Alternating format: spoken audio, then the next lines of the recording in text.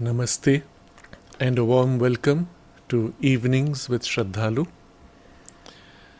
We will begin with a continuation of the overall theme that we have been dwelling upon, which was not about gender, not about masculine and feminine, but what was about the different kinds of nature in the context of education.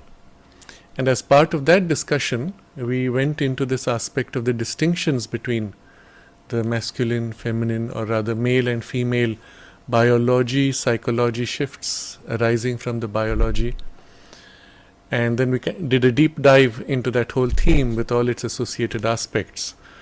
But now we step back to the larger line of discussion, which was recognizing different types of human nature, so that we can better fine-tune the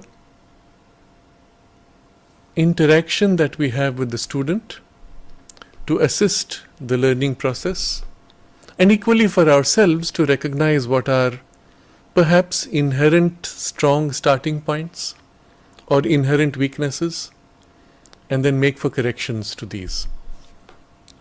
Remember, just as with biology of the male and female, nature only provides a starting point. To identify with the biological limitation or strengths would be a mistake by limiting yourself to it. Rather, take the strengths as your starting point, use them to widen, deepen, heighten, intensify, make complete, including whatever limitations may or may not be present. Because after all, what we come with is a combination of three things. There is, of course, the heredity, which influences the biology greatly, but there's also a psychological component to the heredity. Then there is the environmental influence, which again can influence both biology and psychology. And then the third, which is the soul qualities, the soul experience, the soul maturity, the soul personality, which is infused into these. And Sri Aurobindo says that where these three may conflict, the soul's power to override the other two is the greatest. After all, our psychology and our biology are finally top-down expressions of the self. And therefore, if the soul chooses, it can override. There may be a process, there may be a struggle, there may be a time requirement, but that is our deepest, greatest, most complete truth. Even as an evolutionary soul, we begin with some limited capacities, but it can override everything else. It can grow unendingly. So this was the backdrop against which we looked at various kinds. We looked at the soul powers, the four soul powers, the three modes of nature, the different kinds of temperament, qualities of consciousness, powers of consciousness on different parts of our being.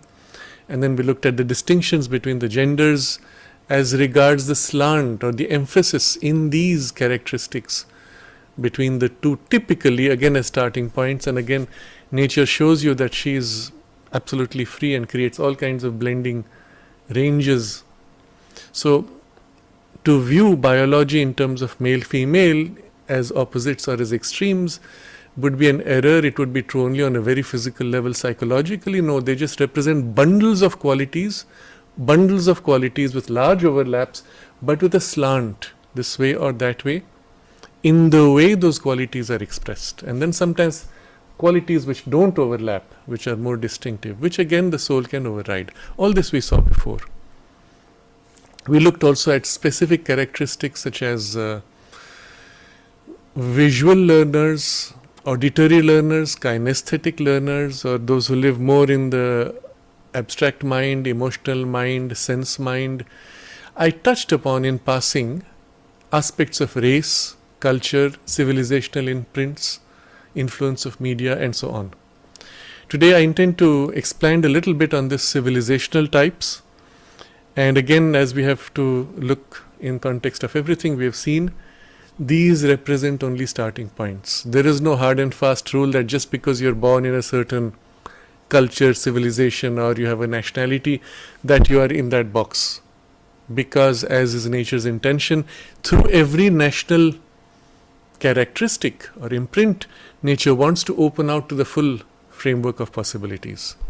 So there was a period, let's say about 2000 years ago, Sri Aurobindo points to, where he says nature was working with pure types, and he draws upon various known, let's say, cultures, particularly among the Greek. He names certain things. I'm unfortunately not very good with those, but just to point out the general idea, that he says those, let's say, groups represented the last of the pure types. And from then on, as if nature has begun to mix the pure types to create more diversity, more plasticity, more fluidity in the possibilities for the future development. Now you have to understand nature's strategy in doing this. And Mother explains this in a different context. She says, what nature does initially is to push to the extreme specializations. Sri Aurobindo also explains this in the Synthesis of Yoga, the very first page. Nature makes these extremes of specializations, literally as if they are, we can't say polar opposites, but multipole opposites. Pushes them to the maximum of their opposites or extreme, and then begins to mix them to create a huge canvas of rich mix, blends, complexities. And this is what she has been doing also with civilizations, cultures, and more recently with what we would call national types. So what do we mean even by that? A culture of a people. What does it mean? How do we even define? What are we looking for when we say this is the culture? So Sri Aurobindo explains this in one of his writings. I think it is in the Foundations of Indian Culture. He says, the culture of a people may be roughly described as the expression of a consciousness of life which formulates itself in three aspects. There is the side of thought, of ideal, of upward will, and the soul's aspiration. Next, there is a side of creative self-expression and appreciative aesthesis, intelligence, and imagination. And third, and there is a side of practical and outward formulation. Now I will reread because this is so important. When you assess a civilization, a culture on a collective scale, or of yourself as an individual, or a subgroup of society to which you belong or which you are observing, these are the three things we should be looking at. And he lists them in sequence of priority. There is a side of thought, of ideal. He is not speaking of intelligence here, but the direction of the thought, the direction of the ideal, the level to which the thought and ideal have risen. Of upward will. So the whole thing is about this peak of our being. What is it going towards? The upward will. Do we have a strong upward will, or is that upward will deficient or even turned down? And the soul's aspiration. Now in the sequence it is of thought, ideal, upward will, soul's aspiration. Of these the highest is the soul aspiration. But it's not always the most forward, in front, in a culture. But you do see first this aspect of thought, the turning of thought. Which is the turn of the thought? And ask yourself this question, what is your primary turn of thought? Or assess your friends, your family members, or anybody you wish to develop a partnership with in work, in relationships. What is the tendency, direction of thought? Then of ideals, because the ideals as if are setting of the distant point, things you will never achieve perhaps, but towards which your whole being eventually, not just your thought, turns towards. Do you even have ideals? Do they even have ideals? Or are the ideals forgotten? Or are the ideals so low that you're actually plunging downward? And then of upward will, is there an intensity, an intention even to grow, to rise, to develop, to exceed your limitations? And then the soul's aspiration, which is the most difficult to see because most deep. To the extent that you awaken to your soul's consciousness or its influence is strongly felt, you can begin to sense this in others. So thought, ideal, upward will, soul's aspiration, going to the more and more rarefied and yet the most important. All this is the first uh, aspect that you look at. The second aspect, which is intermediate to these, interestingly, is where he puts the intelligence. So there is a side of creative self-expression, appreciative aesthesis, intelligence, and imagination. So observe these. How is there even a strong creative self-expression? There are cultures which have zero creative self-expression. They're just happy to be, chill, nothing to do. And at best the creativity is for practical day-to-day minor improvements.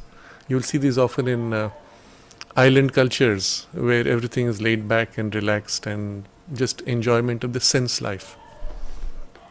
But you see equally other cultures where the power of creativity, of self-expression is so developed, generally assessed by the peaks of their painters, musicians, artists, sculptors, poets, writers, playwrights, etc. Appreciative aesthesis, and you will see this among people. To what extent can you appreciate something beautiful?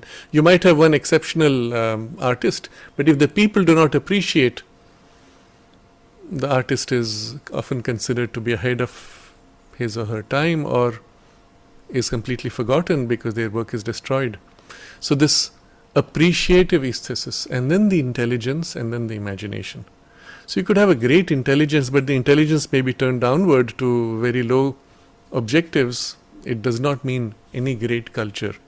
So while intelligence is important because it allows us to be able to amplify the upward effort, in itself it may lead to even greater downward collapse, which is what we see today in large parts of the world, where there is almost a civilizational collapse. And then the imagination. Why is imagination so important here? Because with your imagination you create the future. If your power of imagination is not developed, you do not have a worthwhile future that you can even conceive of. And then what do you work towards? Or if you work towards something, you're wandering or seeking in the blind. The power of imagination is precisely the power that allows you to see, to create even in the mental world. It becomes a reality when you conceive of it. And then you as if articulate or manifest, realize it in the material domain. And so the imagination and the nature of its content, direction, etc. All this would be the second aspect. And the third, which is, well, the most exterior, is the side of practical and outward formulation. How does this culture express itself practically, organize itself, formulate its values and its forms of life, and so on. Now if you take this as our criteria, and now we begin to assess the distinctions of various cultures, civilizations, national, let's say, types, then you will see naturally there are certain tendencies which tend to be strong. If we look at from the context of general education, or from the purpose of the integral yoga, which is just taking the general integral education to its higher spiritual potential, we see starting points, we see strengths, we see weaknesses, we see work that nature has done in us, through us, of which we are the beneficiaries. We can also then recognize that if nature has created these vehicles, just as we were discussing earlier regarding the genders, the soul may choose to incarnate in a particular space of culture, civilization, or nationality, or type, for purpose of developing those qualities, isn't it? For refining, amplifying, developing, and then choose another which would have a completely different priority, and then come to another where he would be able to unify across lives.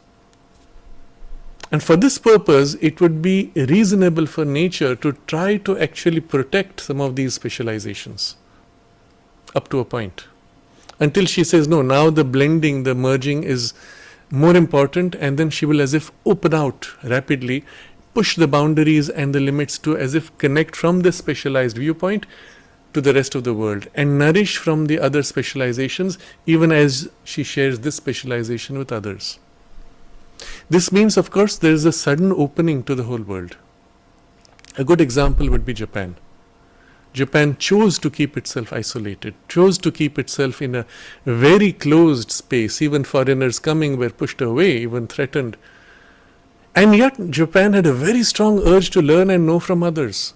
So they sent out emissaries to China, to India, to learn, absorb, but not to mix with foreigners, to create their own distinctive characteristics. Who decides this? It's not the people, it's nature. The instinct of nature in a collective which chooses, here I'm going to push this. And suddenly people feel, this is so important, so interesting, I love to do this. And that's how she builds the type. And having built it sufficiently, perfected it, pushed it to its extreme sometimes, then she opens out as if pouring out this into the rest of the world. And when the time is ready, opens this to receive from the rest of the world. And you see Japan having this, especially after the Second World War. Suddenly Japan has to mix with the whole world and share its unique characteristics. And yet, you will see within Japan a very strong resistance to learning other languages.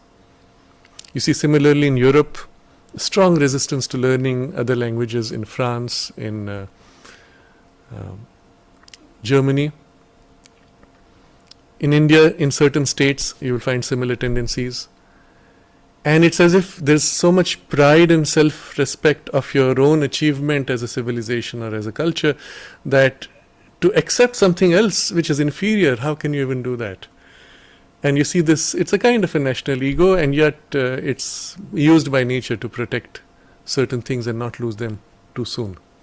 So all this is to set a context for a wider exploration of these types. Now, I don't consider myself to be sufficiently competent to make a deep dive, but I will leave things at a more indicative level, and especially draw upon Sri Aurobindo's words, so that the responsibility is much more his. The tendency, of course, when we make these observations, even when we read Sri Aurobindo's comments, is to either view it as a stereotype or try to reduce an entire culture or nation to that. Understand, he is describing certain preeminent characteristics which, if you took the whole culture, would hit or would represent about 80% of it, and then you will have 20% which is much fluider, open and bridging with other characteristics from other cultures. So even it's interesting to see in physical spaces nature does this. You look at France, and this was explained to us by a Frenchman who was a professor in our school. He said on the extreme of France, the north, is the British sense of humor, which is the stiff upper lip, the wisp of a smile to suggest that you found it humorous. On the other extreme is Italy, where the humor goes, ha ha ha ha ha. This is how he showed us. He made this gesture.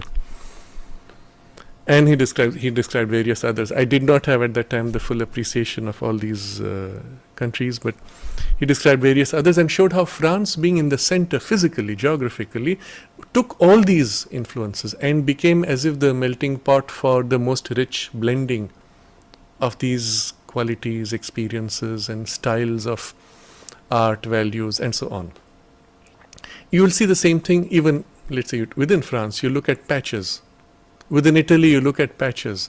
Often these are aligned to whether the region is mountainous or a plain, near the ocean, warm, cold. All of these make a huge difference to the cultural content and values.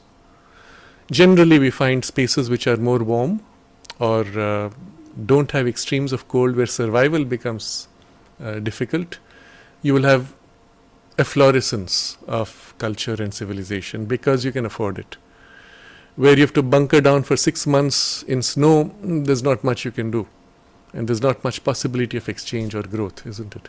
So these things do make a difference. Again, being on a mountain, being on the plains, it does make a difference.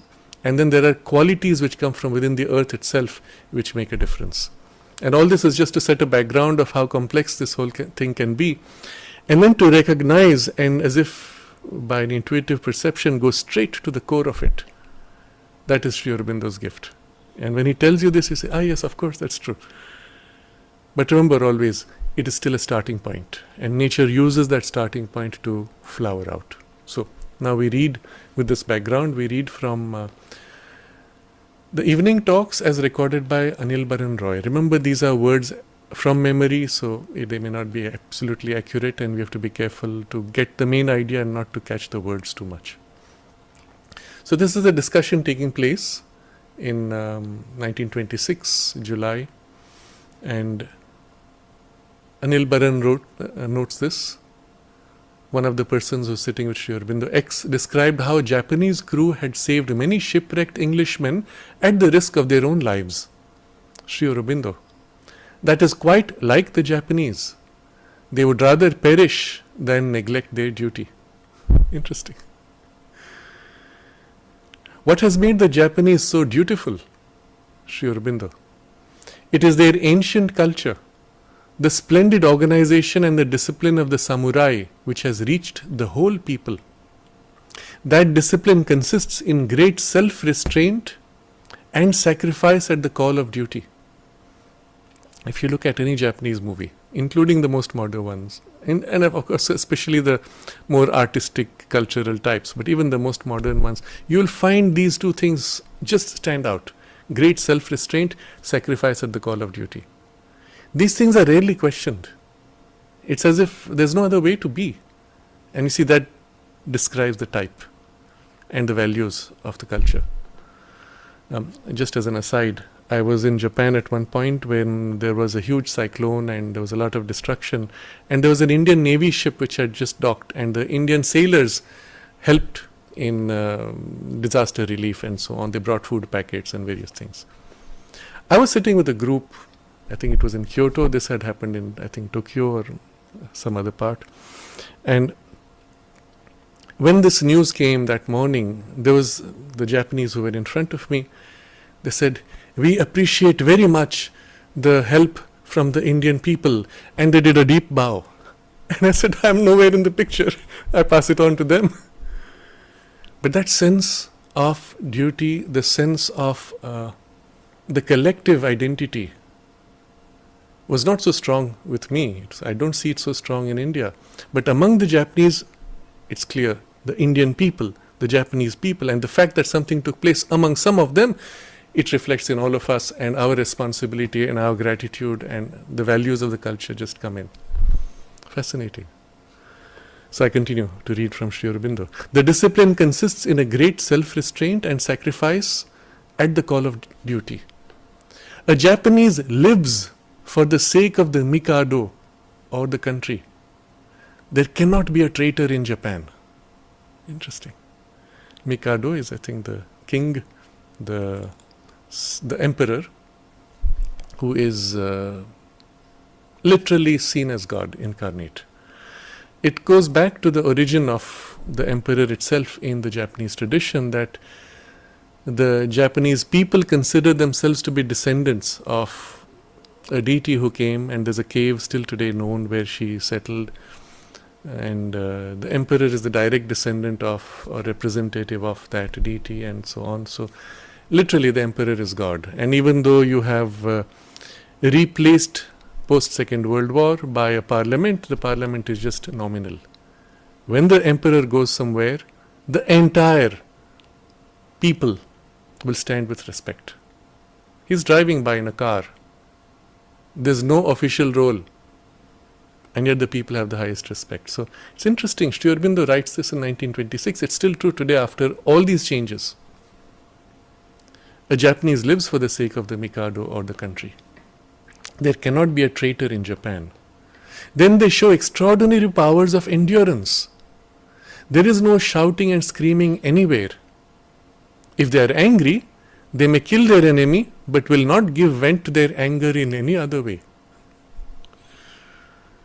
Whatever you have to do it without speaking or bragging about it.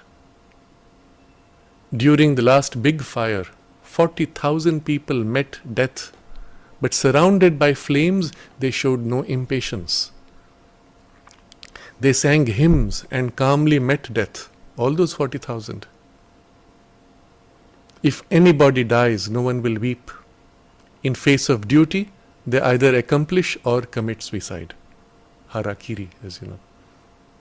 It's interesting. In just a few sentences, characteristics which are summarized so accurately, so precisely. Well, for most of us, through cinema, you can validate this, but having been to Japan, been in spaces, interacted with the people, it's a perfect description. And there's something very interesting about them. When you're interacting with a group, let's say, and it's an interaction, formal, even if it's informal, it's a formality of being informal. So there's a formality always. And when it's over, they're all there, very respectful. When it's over, suddenly there's a relief, and suddenly they'll start smiling, laughing, and be very friendly. Never losing the respect. But there's this as if rigidity held, what he describes here, not showing any exaggeration of any kind, and then as if let go, and it's fine. So I spoke with a group of Japanese, they were ladies who had been to India, and I said, "Oh, you must have been shocked by the chaos." They said, "No, it was such a relief to not be in a structured and rule-bound society." Fascinating. And you see a similar tendency as far as rule structure is concerned with the Swiss, without the rest of those things though. And in the Swiss, let's say, immigration system, without a doubt, they will give visas to any Japanese applicant, because they know the Japanese will live by the same standards of duty, responsibility, order, it's public cleanliness, and so on. And they meet on that level, but after that, the rest is very different. Okay, so I continue. Sri Aurobindo. In all this, they are conscious of the support of their ancestors. All this discipline is due to organization in the mental, the vital, and the physical plane. But their rigid discipline has made them rigid. They have no plasticity. A Japanese never does well if taken away from his own proper environment. Also, the soul cannot develop spiritually under such rigid conditions. So after having seen the strengths, you see how the very strength becomes a limitation in a different context when you go beyond certain boundaries. It's interesting though when he speaks about they are conscious of the support of their ancestors. And this is a point Sri Aurobindo makes elsewhere, that unless you recognize the sacrifices of your ancestors, you cannot value what you have inherited.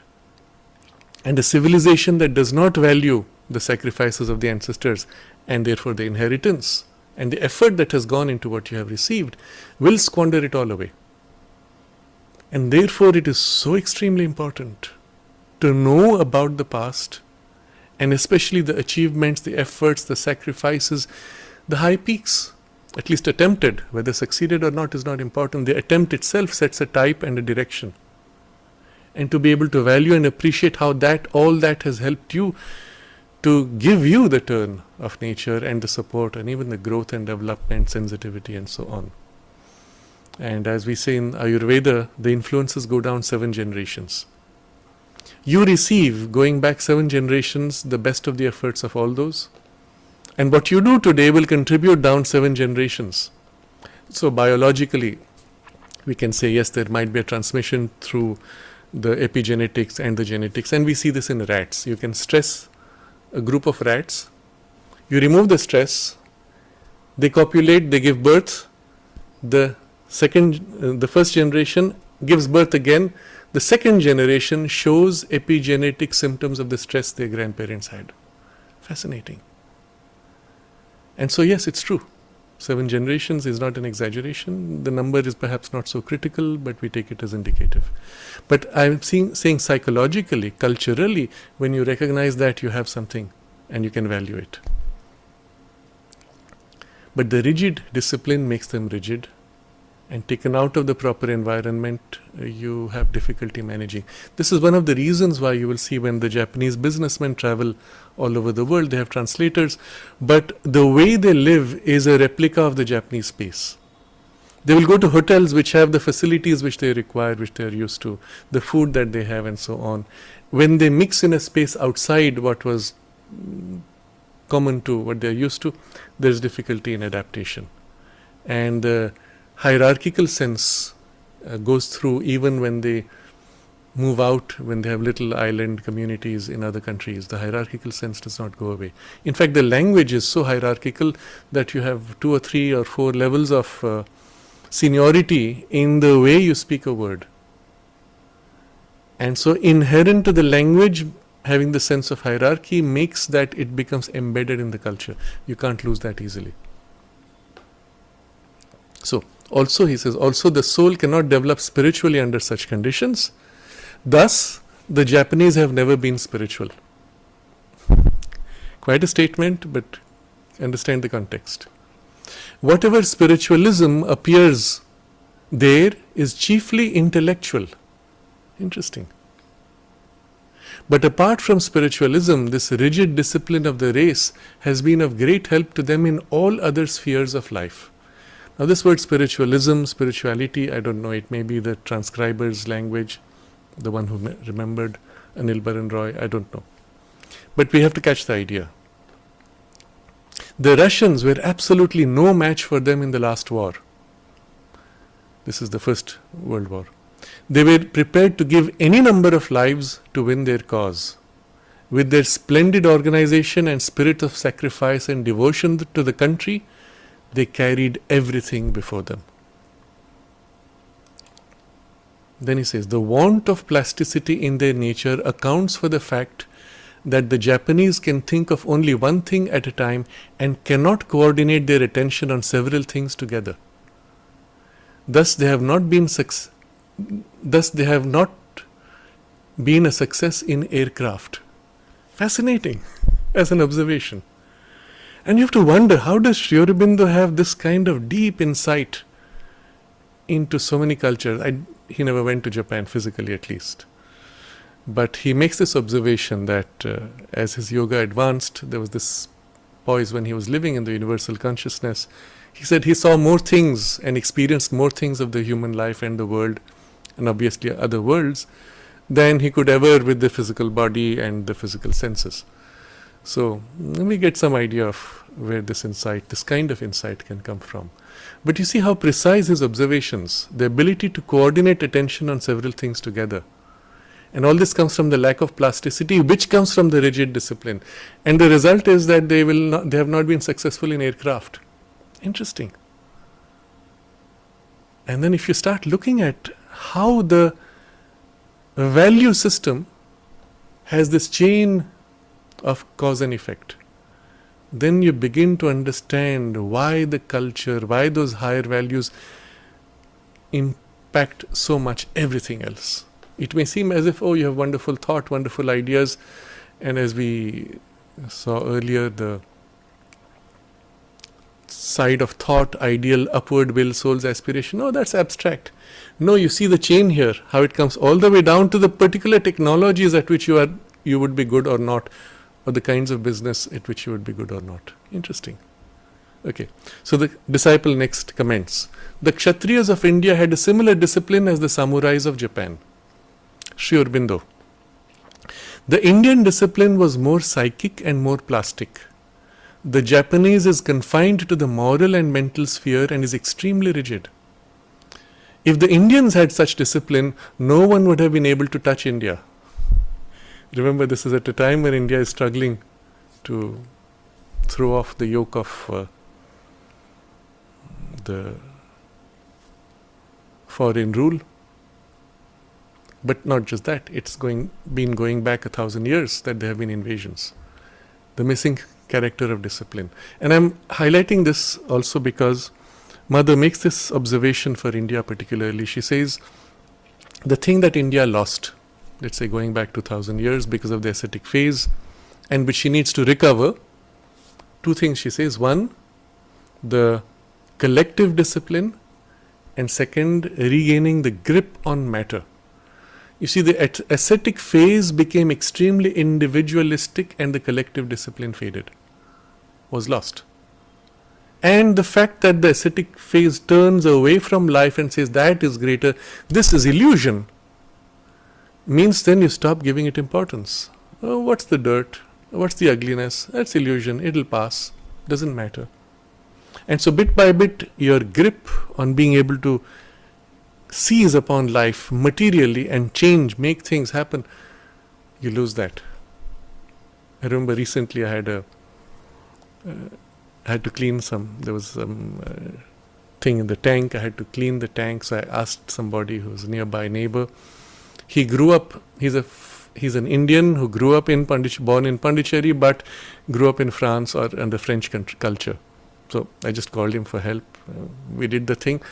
And I had to empty the tank, clean it, throw out everything, came out. I was exhausted in the hot sun. And there was a little bit of the mud in the water which was on the terrace.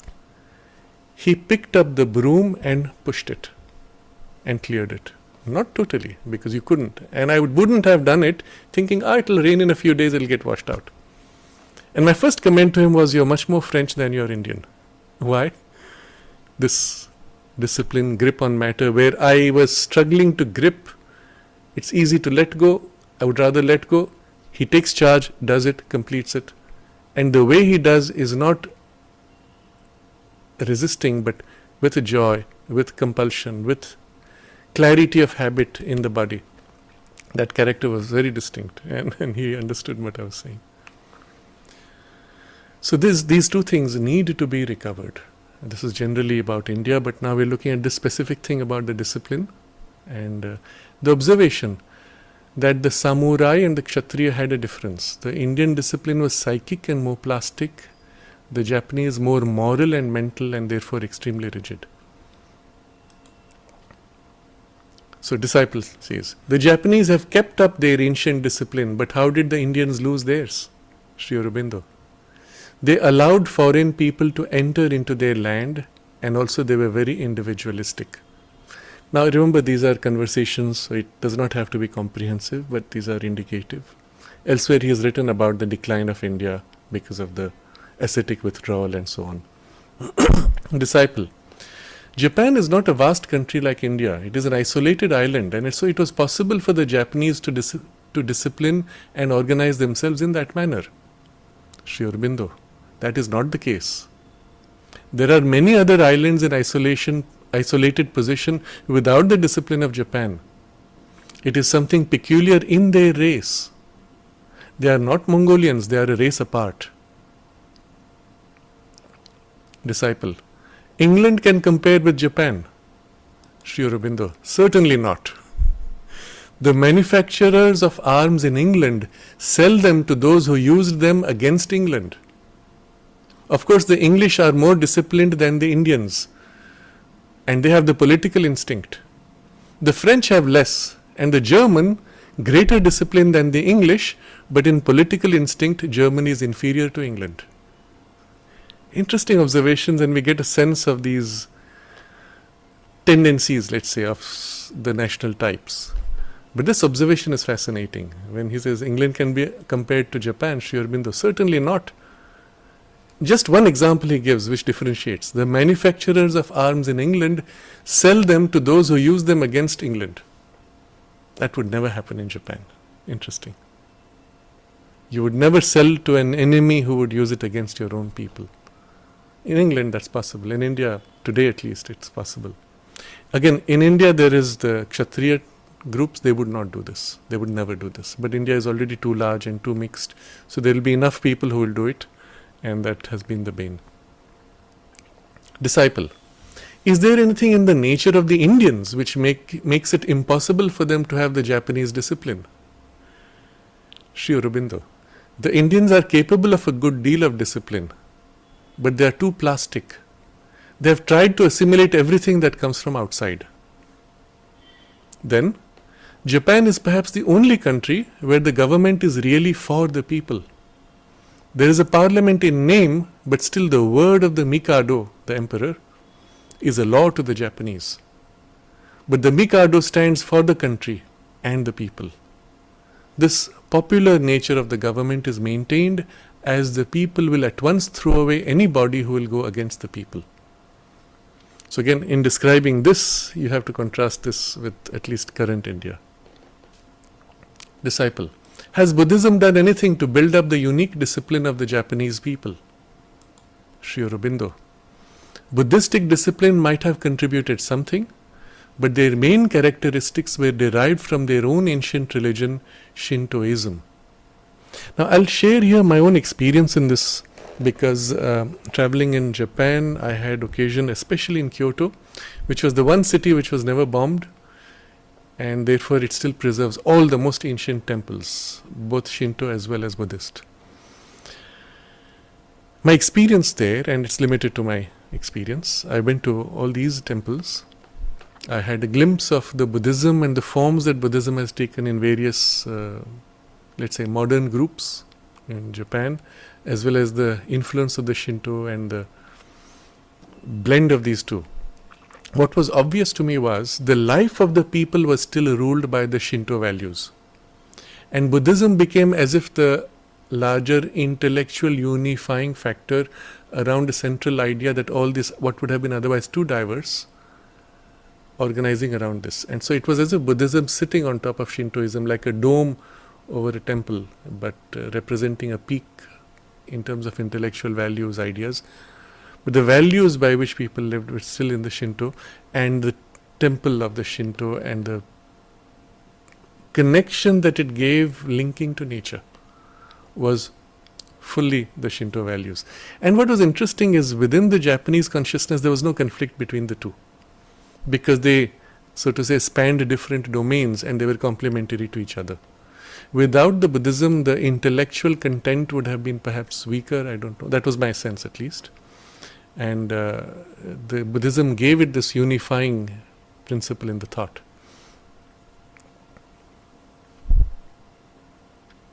Disciple. As a people, the Japanese are very aesthetic. Sri Aurobindo, yes.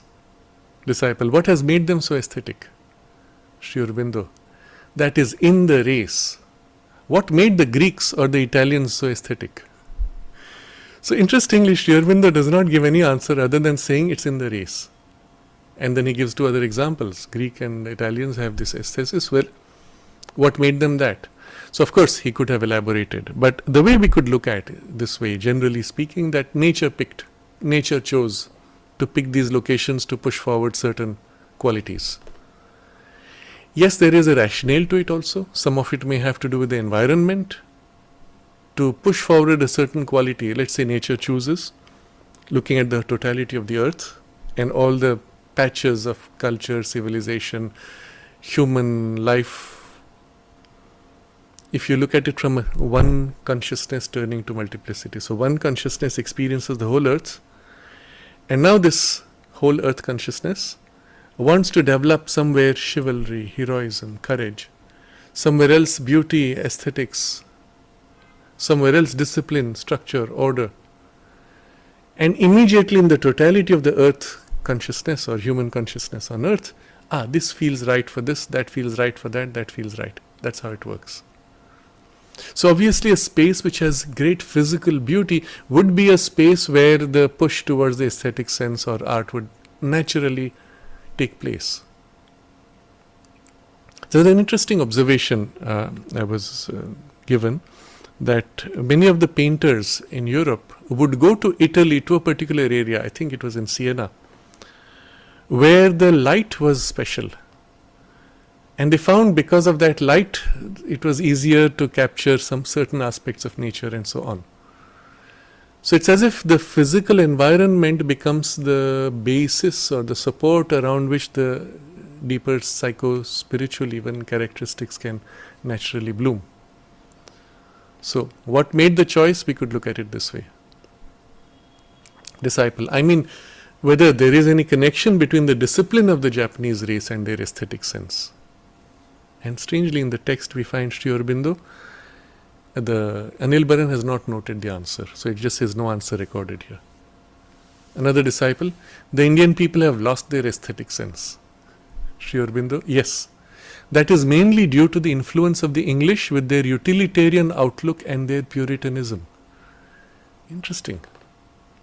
So here comes a colonial influence, and these are civilizational values of that colonizer, utilitarian outlook and Puritanism, and it now begins to affect those who are colonized with those values, and then it can destroy certain things, exaggerate certain things, provoke reactive responses, all those things. Disciple, the Brahmos of Bengal have saved music in Bengal. Sri Aurobindo, nonsense. They have made it as ugly as possible. Music and art have survived through other agencies. Very brief responses, but very insightful. You see, the Brahmo, I believe that's the Brahmo Samaj, was started by one Raja, King Raja Ram Mohan Roy, and he was an Anglophile somewhat, but he wanted to reform Hindu society, taking values from the English influence. And so the result was a kind of a mishmash, a blend which was not really of a very high order. He was an artist. So you see his art being more of a replica of European art, but also in the values which he propagated, there was the rejection of many core values and principles which were part of the Indian civilization. And including, he even brought in this concept of kind of a secularism and abandonment of idols or idol worship, going to some kind of pure idealism. And you can see how it's a reflection of certain values which come from the British. So, nonsense, they have made it as ugly as possible. So the music which came from that influence was, of course, again a replica of the attempted replica and a bad imitation, therefore.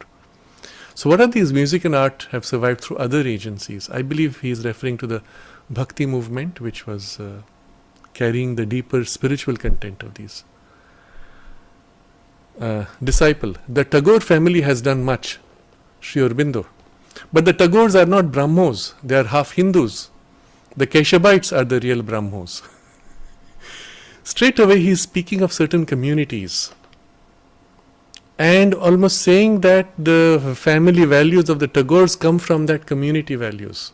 You see, here we have a race. Now, the modern term used is caste. Caste is not an Indian word. It is a Portuguese word wrongly applied to the Indian context. In India, what we had were communities. In each community, often it had to do with the work. So there was a weaver community and a potter community, a metallurgy community. So they are called weaver caste, potter caste, but that's not caste in the original sense. So there's a mishmash again of vocabulary here. But if we speak of communities, then each community is a repository for certain values, certain ideals, even certain spiritual content or intellectual content or artistic values which have been built within the communities. If you go to Japan, even there on a small island like that, you will have many communities.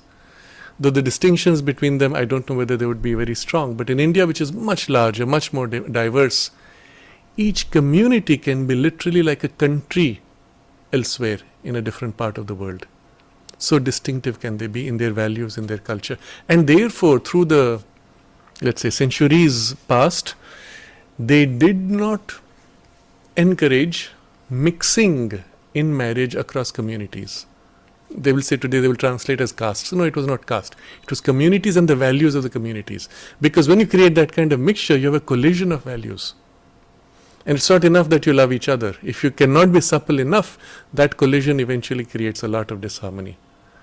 But as you find, after nature has decided to participate and she started mixing everything, suddenly people across communities not only find themselves drawn, attracted, but also willing to blend and make the effort. And what comes through the children across these inter-community mixtures, interracial mixtures, inter-civilizational mixtures across the world sometimes is a certain potential for sudden diversity, extraordinary flexibility or plasticity, but often accompanied by great stress of different values or colliding values.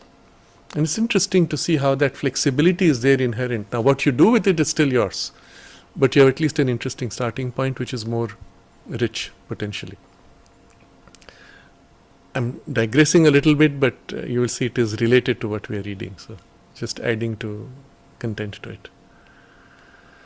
And then disciples comment, the rigid organization of the Japanese is bound to disintegrate in the course of time. Sri Aurobindo, why? Disciple, because this is a hindrance to their spiritual development. Sri Aurobindo, they may not seek spiritual development. Very interesting. Disciple, but their souls must seek. Sri Aurobindo, their souls also may not seek that development in Japan.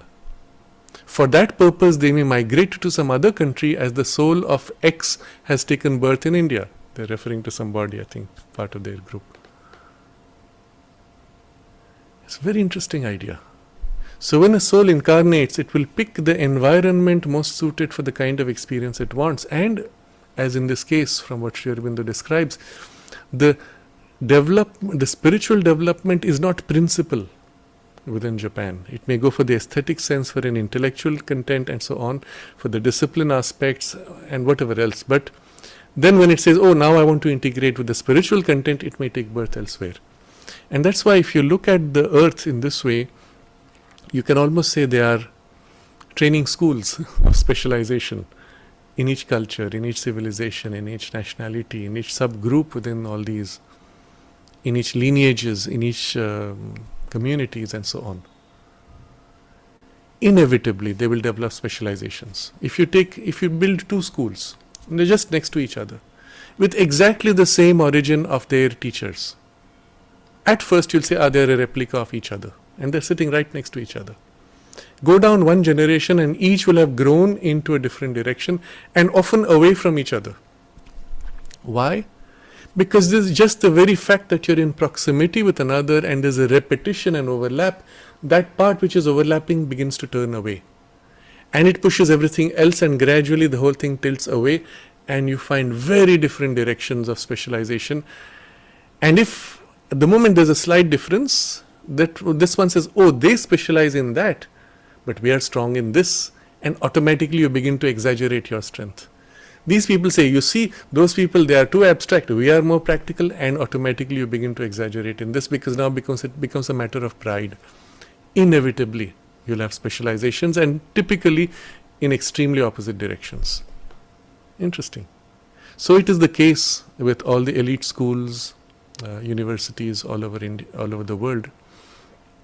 I've had occasion, because I've had some friends who went into some of these universities in Stanford, MIT and others. So hearing from them, I can say, yes. So one of them will say, oh, they are much more engineering based. These people are much more abstract thought based, and so on. Fascinating to see this. But it is inevitable. And if you look at it from a deeper perspective, in nature, in the earth consciousness, the moment there's a repetition of two things, we don't want that, and immediately in the earth consciousness the slant begins, which reflects through the people and their cultures.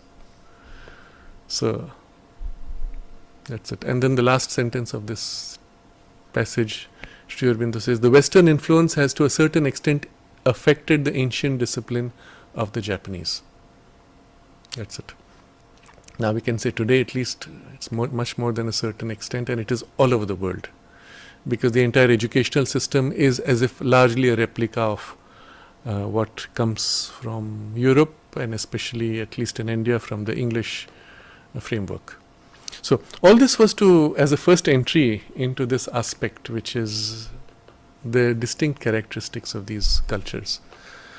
I'm going to read another passage which is from the Mother, where she speaks of this, but it's slightly different, and again it will link with something we had read last time about women, and so I'm going to read the large part of it because it covers these two things, and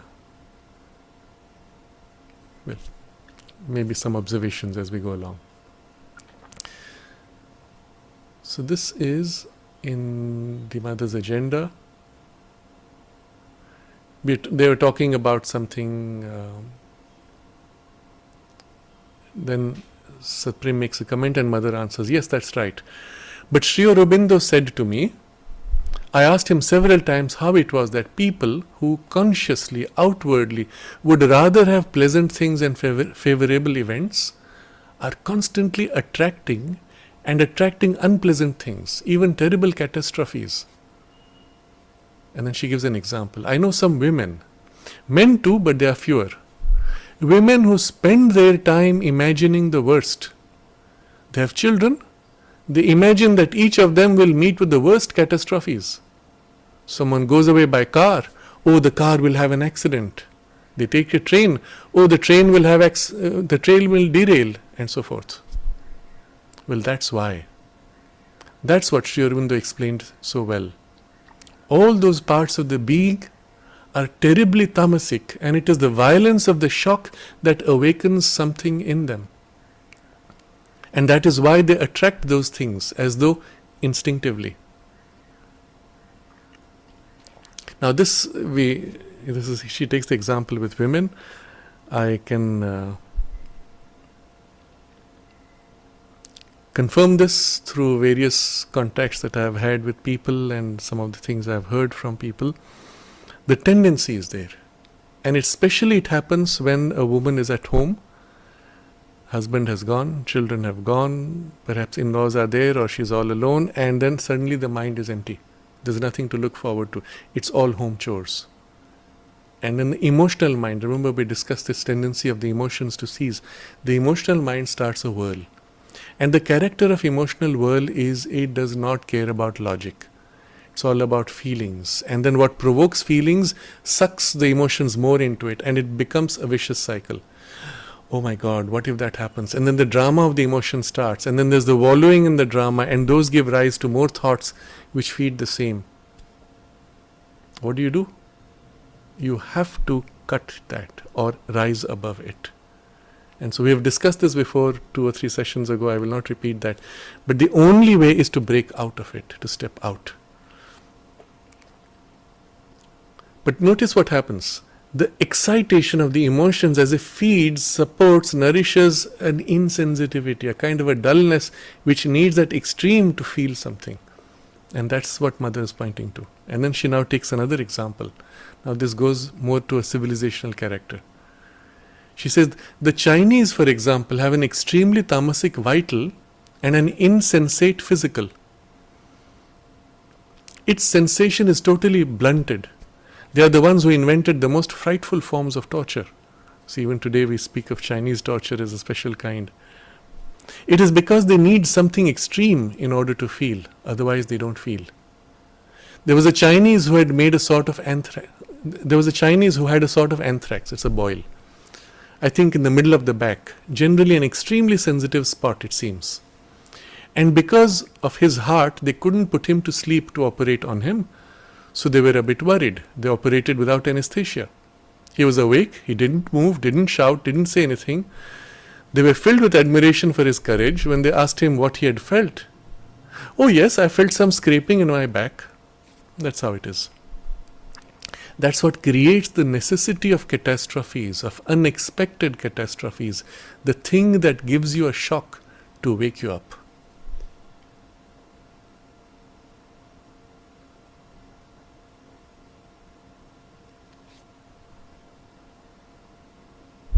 So I skip the rest of it. But this point is important. In the parts of our consciousness where there is more of inertia or insensitivity, we seek exaggerated stimulation to be able to feel something. Now, if you generalize this from an individual, because all of us have our own little patches, if you generalize it to groups, to communities, even to cultures or civilizations, then you will get patterns like this. And you will wonder, in certain ways the civilization is extremely refined, extremely richly developed in power of thought. And we see this as a good example in China.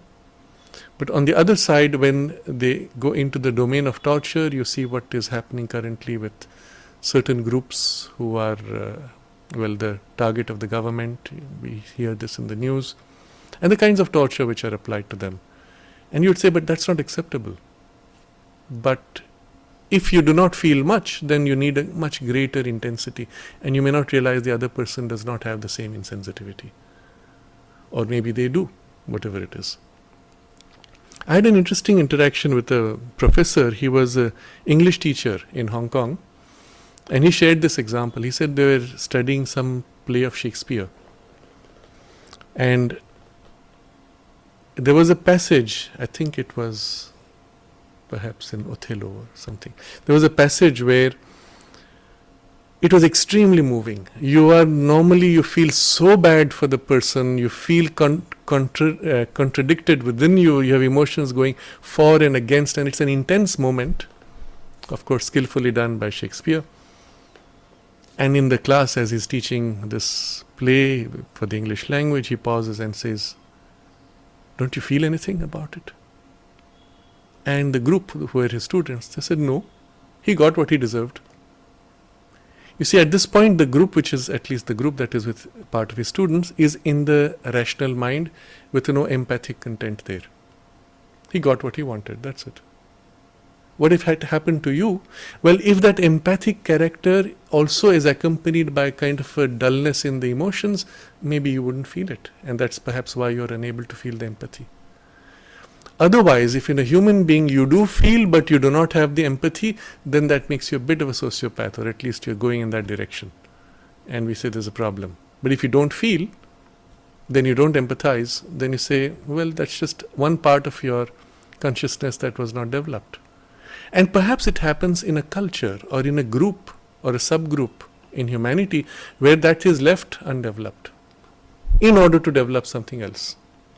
Or because of certain physical environmental circumstances or historical reasons, those things have become dulled or been held dulled because of some kinds of trauma or so on. There could be many reasons, but we have to understand this at an individual level as well as at a collective level. So I go to the next passage. There are a couple of things I want to read now which relate specifically to the Indian mind and then sometimes in comparison with the European. And again, the intention here is simply to show how there are certain distinctive characteristics, and Sri Aurobindo's observations sometimes just point to this so precisely. So this is, I think, from a letter he is writing to somebody. And this is, I think, during the freedom struggle. There's no exact date, but Sri Aurobindo is writing to somebody. But if the English mind would take the first step and try to see things from the Indian standpoint, see their mind and act accordingly, all difficulties might be resolved. The Indian mind has not the Irish memory for past wrongs and discords.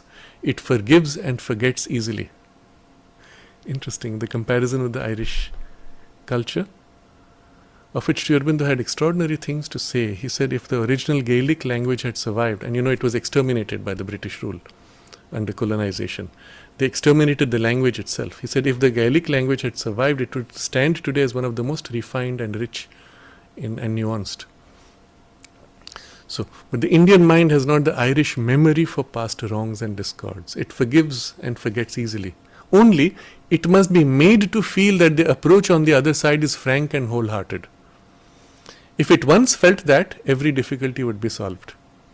So here you know how to manipulate the Indian mind. If you have a conflict, you just come and give the impression that there is a frank and wholehearted attempt to understand, and there is a forgiveness.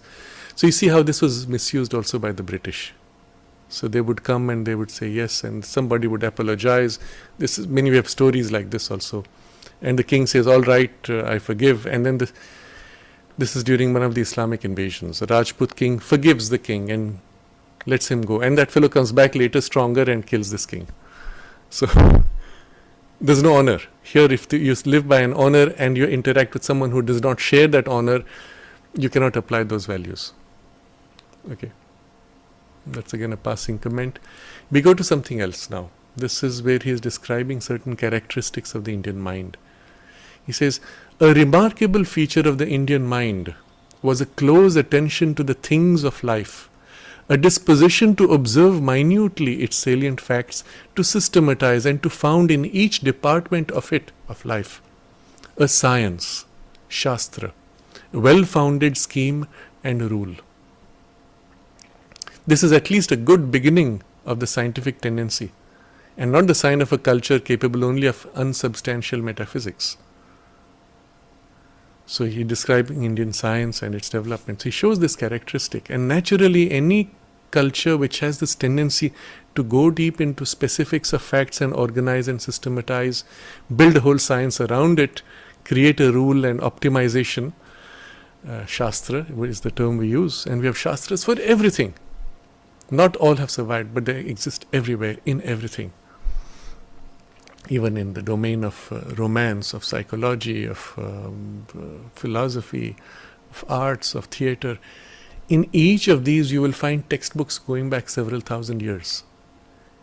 And in most cases, the depth and richness and even the breadth of these Shastras is so great as to be comparable to any modern text. Only being in the Sanskrit language, they are inaccessible to the modern Indian mind who is taught not to study Sanskrit, isn't it? And we'll come to that also as an interesting observation shortly. And then he says, it is perfectly true that Indian science came abruptly to a halt somewhere about the 13th century, and a period of darkness and inactivity prevented it from proceeding forward and sharing at once in the vast modern development of scientific knowledge. But he explains the reasons for that, and we skip that portion. But here again, characteristics of a civilization can be of very specific kinds like this. But then what defines the civilization? Remember, there were those three things. We had to look at the culture, and we have to look at the highest, particularly for the real understanding. And here Sri Aurobindo's comment, this is in the book Foundations of Indian Culture, now renamed as Renaissance in India. He writes, spirituality is indeed the master key of the Indian mind. The sense of the infinite is native to it. India saw from the beginning, and even in her ages of reason and in her age of increasing ignorance, she never lost hold of the insight that life cannot be rightly seen in the soul light, cannot be perfectly lived in the soul power of its externalities. She was alive to the greatness of material laws and forces. She had a keen sight for the importance of the physical sciences. She knew how to organize the arts of ordinary life. But she saw that the physical does not get its full sense until it stands in right relation to the supraphysical. She saw that the complexity of the universe could not be explained in the present terms of man or seen by his superficial sight, and that there were other powers behind. Other powers within man himself, of which he is normally unaware, that he is conscious only a small part of himself, and the invisible always surrounds the visible, the suprasensible the sensible, even as infinity always surrounds the finite. Now, in very brief strokes, he is describing something which is so deep, so rooted, so intrinsic to the entire culture that you do not even notice it. A normal Indian growing up in any influence, reasonable influence of the civilizational values, will not even notice this. He assumes everybody else thinks, feels, and lives by these values. Not so. And it's only when you experience something totally different, you say, but there's something big missing here. What is missing? And you can't pinpoint it until you read this text. You say, yes, this is what's missing here. Interesting. It's like fish being in water. You forget, you don't know what that water is something distinctive, special, and you think everywhere, everything is water. And when you're out of it, you don't know. You're missing something. You're about to die, but you don't know what it is until you see the difference, or someone points out, this. Now, what is interesting is that a few more lines I want to read, because it sets the direction which should be our general attitude in the yoga and in life generally. Now, remember, all of us, and it does not matter where you are in the world today, in any body, in any form, in any language, culture, skin, nationality, it does not matter. We have all had switched places across lives. And if you have any interest in the spiritual life, in yoga, well, you've been in India at least once, if not many times. So, I'm not looking at what you are today. You took birth today wherever you did for certain things. Even those who have grown in India are uprooted from these values. So, it applies to all of us. We need to consciously reawaken to these values which are intrinsic to us and which are our soul values. And that's why I'm going to read this a little bit more.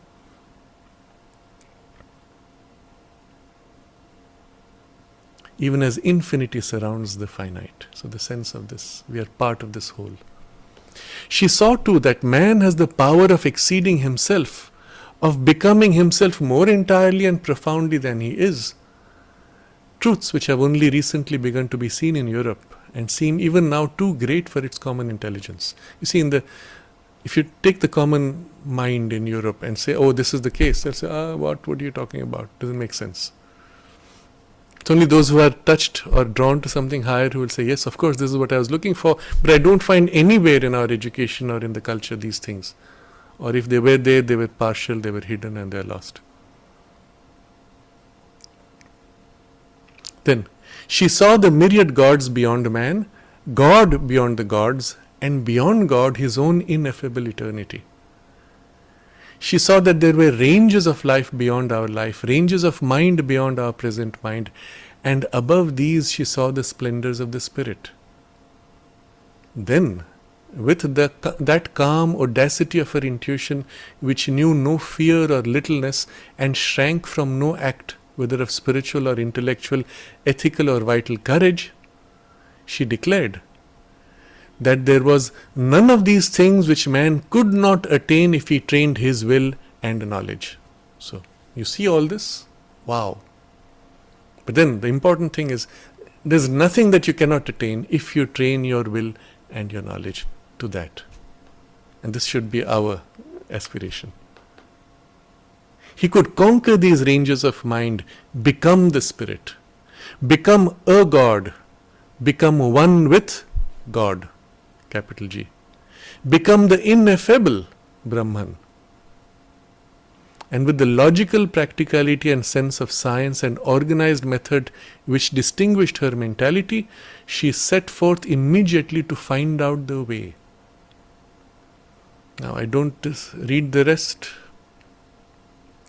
or maybe just finish this paragraph. Hence, from long ages of this insight and practice, there was ingrained in her spirituality, her powerful psychic tendency, her great yearning to grapple with the infinite and possess it, her ineradicable religious sense, her idealism, her yoga, the constant turn of her art and her philosophy.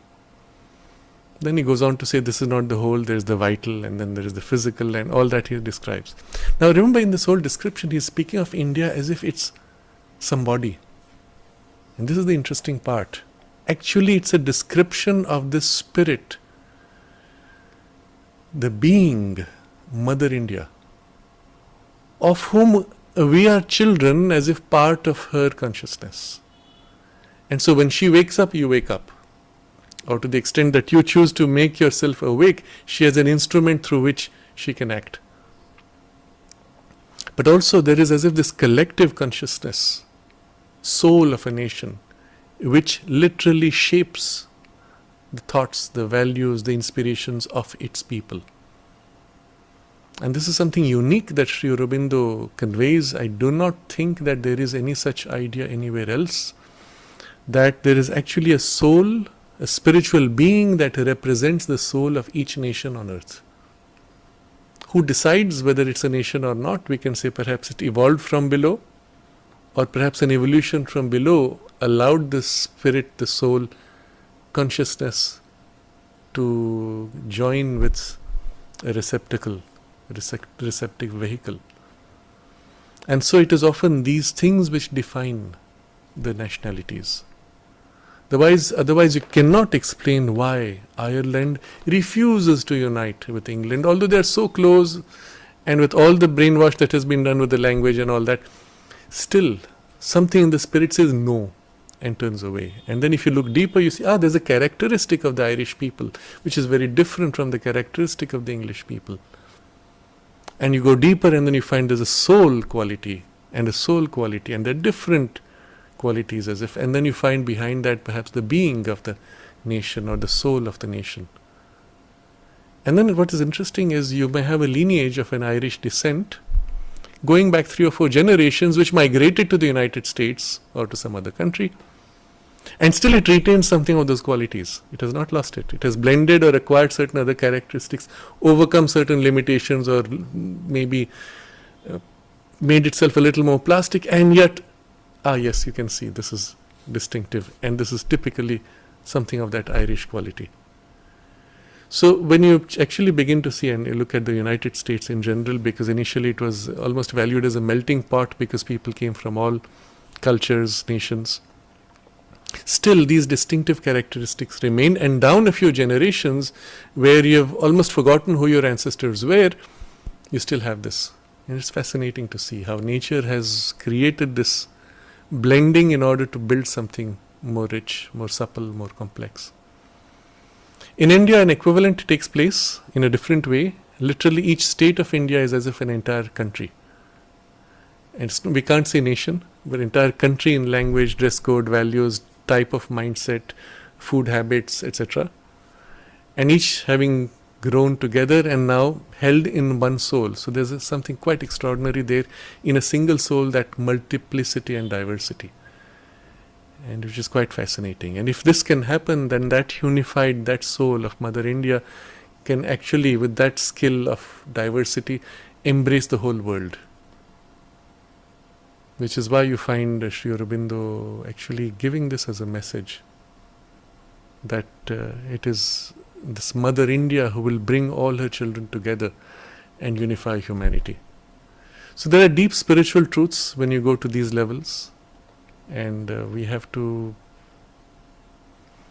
get a glimpse of it. That's all we can do. So here's another text I'm going to read from, which is I said about the Veda. Oh, we don't read Sanskrit anymore because the British closed down all the Sanskrit schools and pushed English as the link language. So here's an article of Sri Aurobindo which is titled The Secret of the Isha Upanishad. And it starts like this. It is now several thousands of years since men ceased to study Veda and Upanishad for the sake of Veda or Upanishad. Several thousands of years. Maybe 3,000 even. Ever since the human mind in India, more and more intellectualized, always increasingly addicted to the secondary process of knowledge by logic and intellectual ratiocination, increasingly drawn away from the true and primary process of knowledge by experience and direct perception, began to dislocate and dismember the many-sided harmony of ancient Vedic truth and parcel it out into schools of thought and systems of metaphysics. Its preoccupation has been rather with the later opinions of sutras and bhashyas, that is commentaries, than the early truth of scripture.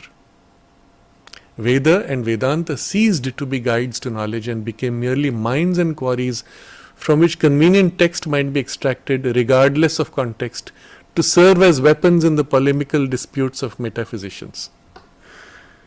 Very interesting description. It summarizes the last, let's say, 3,000 years. So each school quoted from the Veda to prove they were right and the other was wrong. But what did the Veda teach that was so special that you find it still the authority to quote to defeat somebody else? That had stopped. For many reasons. We don't have to go into that. But the primary reason he points to is this intellectualizing and turning to the secondary means of knowledge and leaving behind the primary means of knowledge, which is knowledge by experience and direct perception. And secondary means are knowledge by logic and intellectual ratiocination. Now, having read that, he describes certain characteristics, and it's actually a very interesting passage. He describes how there have been a decline, how the knowledge itself subsequently declined and the devotion declined, the spiritual and psychological experience gradually got lost, little pieces kept in the bhakti tradition and so on. And then he says, I have said that the increasing intellectualization of the Indian mind has been responsible for this great national loss. Our forefathers who discovered or received Vedic truth did not arrive at it either by intellectual speculation or by logical reasoning. They attained it by actual and tangible experience in the spirit, by spiritual and psychological observation. And he goes on. I don't read the rest. He describes the cycles and why there is this decline and so on. But here's again a characteristic, which is a civilizational characteristic. And although 3,000 years have passed where nobody has, in the collective mass, nobody has bothered to tap into that, and yet an imprint of the work done so many thousand years ago is there in that collective space.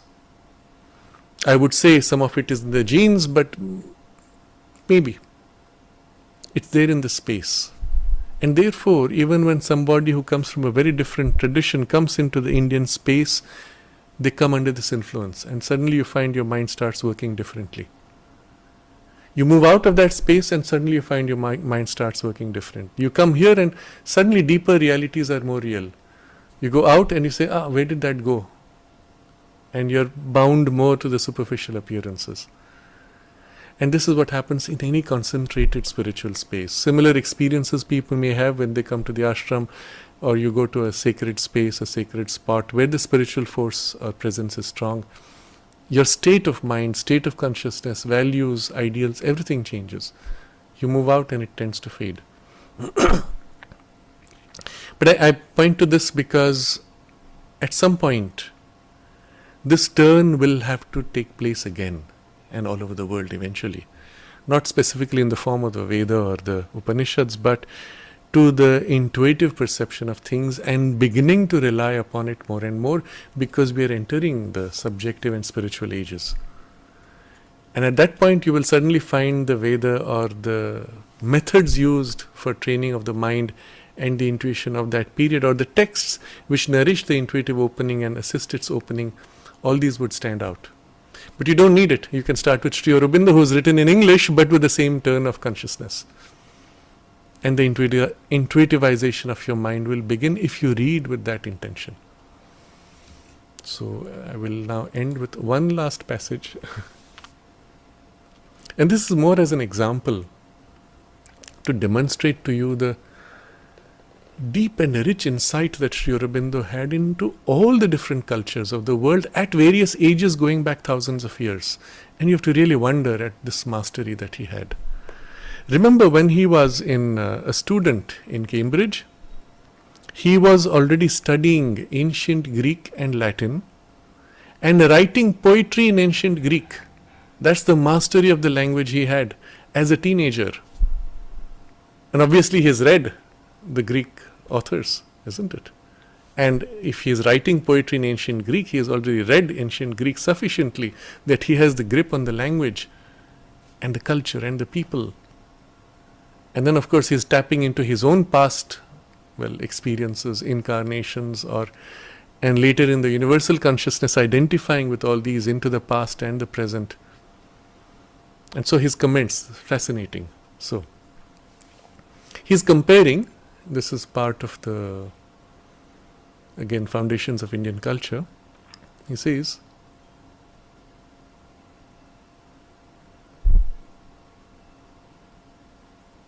an ancient Greek full of disinterested intellectual curiosity and a flexible aesthetic appreciation was, in spite of his feeling of racial and cultural superiority to the barbarian, much nearer to the Indian mind than a typical modern European.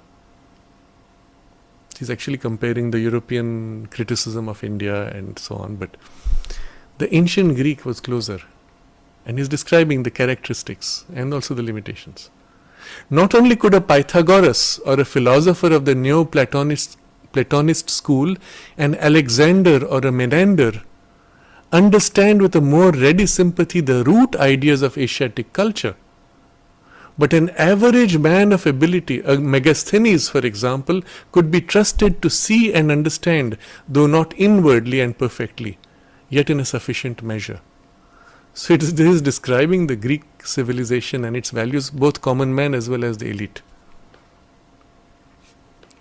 The medieval European, for all his militant Christianity and his prejudice against the infidel and paynim, yet resembled his opponent in many characteristic ways of seeing and feeling, to an extent no longer possible to an average European mind, unless it has been imbued with the new ideas which are once more lessening the gulf between the continents. So you see the sweep of history and the deep understanding of the mind of various cultures through those ages, and being able to compare them just like that across time periods, across ages, eons even. And then he says, it was the rationalizing of the Occidental mind, the rationalizing even of its religious ideas and sentiments, which made the gulf so wide as to appear unbridgeable.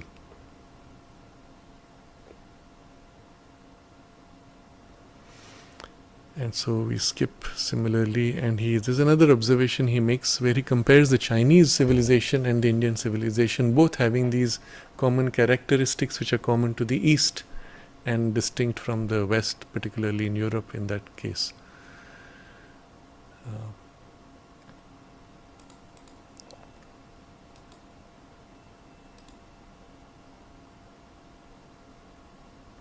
Yes, so I come to that now.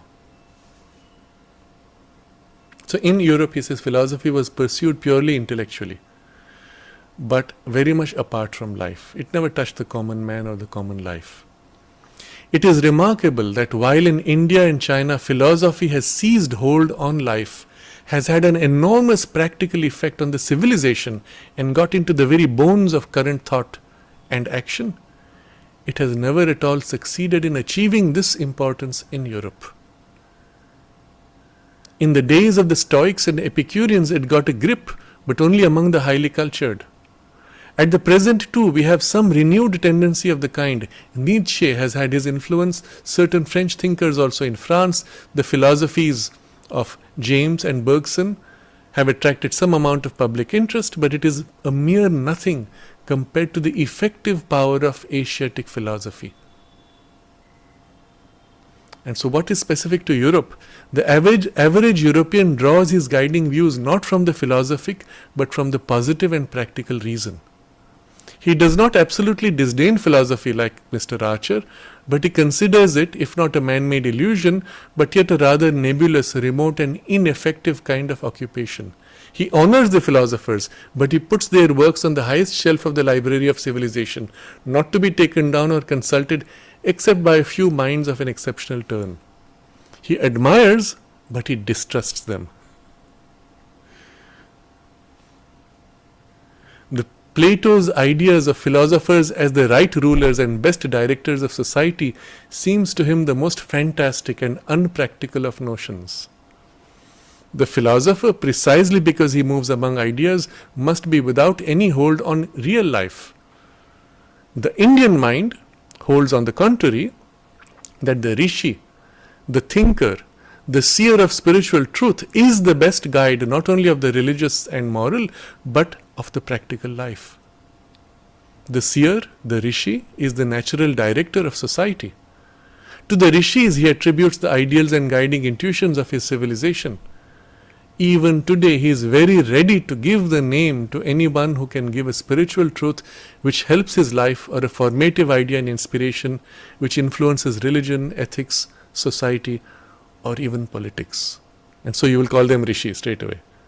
Rishi Bankim Chandra, you see, because he influenced. And so here's a distinctive characteristic, and here's also something common between China and India. Wherein the Chinese philosophy, the Taoist philosophy, actually has formed even modern China. Extremely practical, extremely applied, and they go back to their roots in the Taoist philosophy. But it stops with the intellect. It does not go to the spiritual behind. Interesting. So I think these were some examples I wanted to share, which may perhaps help us to appreciate what I was trying to convey about civilizational types, or the mindset of a civilization or a culture or a nation, and how it influences, and then its implications, because that's the starting point, the vessel, as well as the social environment in which you grow. That's your starting point. From there, how can you broaden out, well, to embrace the infinite? But also when you're helping others to recognize what is the strength, the characteristic, the weakness, the limitations, and then what needs to be corrected, how to approach a subject, how to tap into some strength to overcome some limitation, and so on. So ideally, just as this is completing the discussion, just as we would change the content of the textbook, even its starting point, its approach, the examples we take, depending on whether we live in the city or in the farms, in the villages, because the life is so different, values and examples are so different.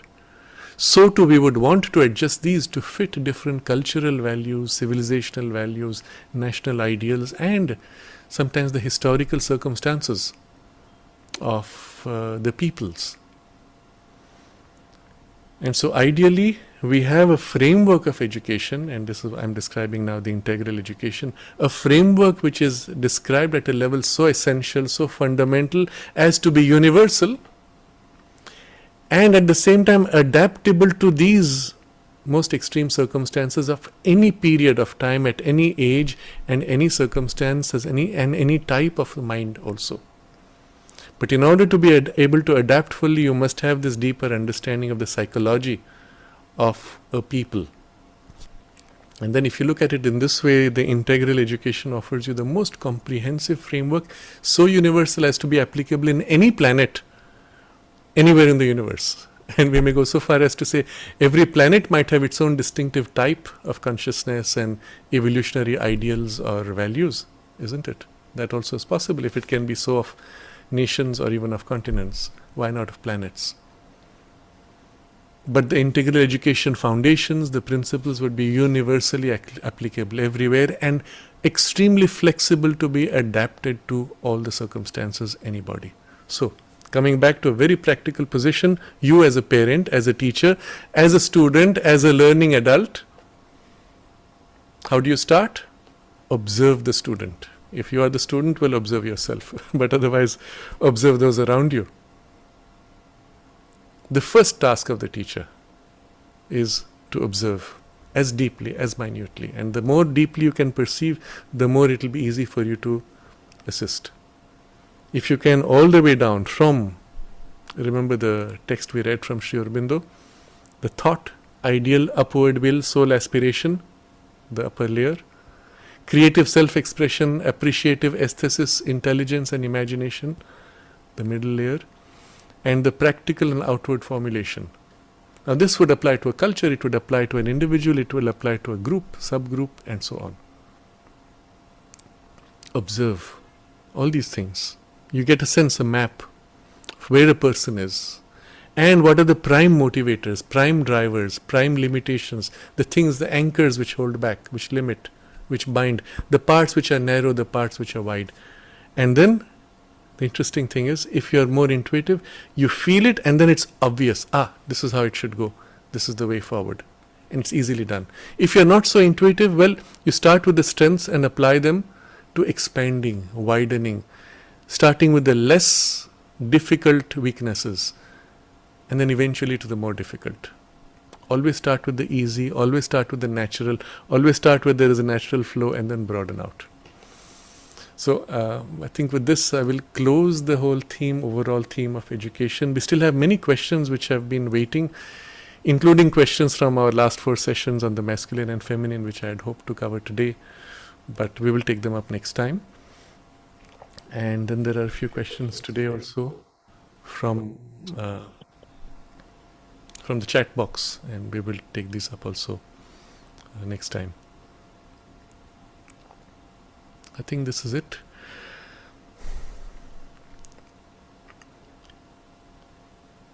One day, all of us, without exception, will begin to reawaken to the sense of continuity across lives, which has brought us to where we are. That comes with the soul consciousness automatically. And we have to consciously choose to not identify with this very narrow, superficial, this life personality. This is just one mask, one instrument, one vehicle through which you're growing now for the best possible in the current circumstance.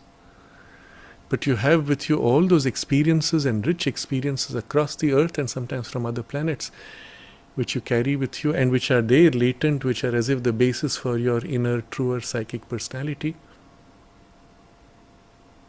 And don't make the mistake to identify too much with the specifics of this personality, culture, nation, civilization, community, race, etc. Use these as a starting point. Yes, be grateful for what it has to offer and the efforts of all the ancestors which have gone to give this, but also know that you've been part of many other ancestries which have gifted you so much. But all those ancestries are finally led by the Divine Mother, working through the Earth Mother and through the Mother India and through our souls. And so the best identity one can hold, one should cling to from the spiritual point of view is that we are all equally children of the Divine Mother. And some of you have been through those schools, some of you have been through these schools, and then we have exchanged schools at various times, and we are all, well, equally children and still children, and perhaps will always be children, growing always, nourished by her. And so turn to her with full trust, give yourself wholly, entirely, exclusively to her and to the sense of the infinite of her presence. Don't stop with a narrow conception of her. She's infinite divine consciousness, power of consciousness, infinite love, infinite wisdom, infinite strength, beauty. All these. Open yourself to her and let her flow, let her fill, let her shape you. All these years, all these lives have brought us to this point where we are ready to be able to enter in this relation and allow this now accelerated growth by this joyous self-giving to the Divine Mother. So be grateful for the past, do not identify too much with it. Rather, take the best of what is there within and surge forward to what is waiting for you. And so much is waiting that we will be able to achieve ideally in this one life more than 10,000 lives before. Without much difficulty, because we rely not on our strength but on her strength. So we can hold this as our aspiration and concentrate together in a collective aspiration, because we are one family as her children.